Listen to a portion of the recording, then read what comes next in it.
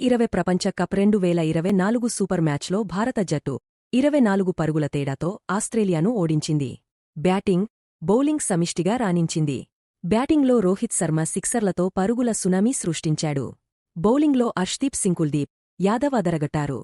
దీంతో భారత జట్టు అద్భుత విజయంతో టీ20 ప్రపంచ కప్ 2024లో సెమీఫైనల్లో అడుగుపెట్టింది. సెయింట్ లూసియాలోని డారెన్సామి క్రికెట్ గ్రౌండ్లో జరిగిన ఈ మ్యాచ్లో తొలుత బ్యాటింగ్ చేసిన టీమిండియా 20 ఓవర్లలో 5 వికెట్లు కోల్పోయి 205 పరుగులు చేసింది.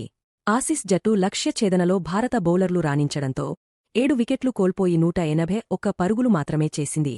ఈ విజయంతో గతేడాది వన్డే ప్రపంచకప్ ఫైనల్లో ఆసీస్ చేతిలో ఎదురైన ఓటమికి టీమిండియా ప్రతీకారం తీర్చుకుంది. సూపర్ 8 గ్రూప్ 1లో వరుస విజయాలతో అగ్రస్థానంలో నిలిచిన భారత్ సెమీఫైనల్కు చేరుకుంది.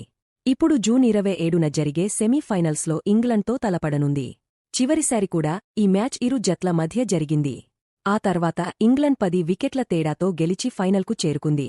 ఆ ఓటమికి ప్రతీకారం తీర్చుకోవాలని భారత్ కన్నేసింది. కాగా ఈ మ్యాచ్లో Australia captain Mitchell Marsh toss గెలిచి ముందుగా బౌలింగ్ చేయాలని నిర్ణయించుకున్నాడు. రోహిత్ శర్మ ధాటికి భారత్ 20 ఓవర్లలో 5 వికెట్లకు 205 పరుగుల భారీ స్కోరు సాధించింది. రోహిత్ 41 బంతుల్లో 92 పరుగులతో తుఫాను ఇన్నింగ్స్ ఆడాడు. హిట్మ్యాన్ 7 ఫోర్లు, 8 సిక్సర్లు బాదాడు. సూర్యకుమార్ యాదవ్ 31 పరుగులు, శివం దూబే 28 పరుగులు చేశారు. హార్దిక్ పాండ్యా 27 పరుగులతో నాటౌట్గా నిలిచాడు. ఆస్ట్రేలియా తరఫున మిచెల్ స్టార్క్, మార్కస్ స్టోయినిస్ చెరో 2 చొప్పున వికెట్లు తీశారు.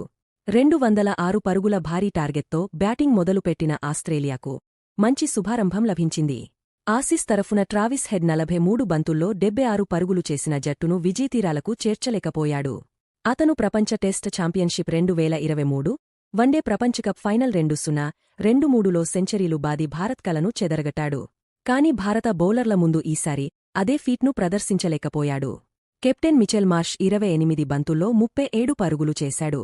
భారత్ తరఫున అర్ష్దీప్ సింగ్ అత్యధికంగా 3 వికెట్లు పడగొట్టాడు. కుల్దీప్ యాదవ్ 2 వికెట్లు తీశాడు.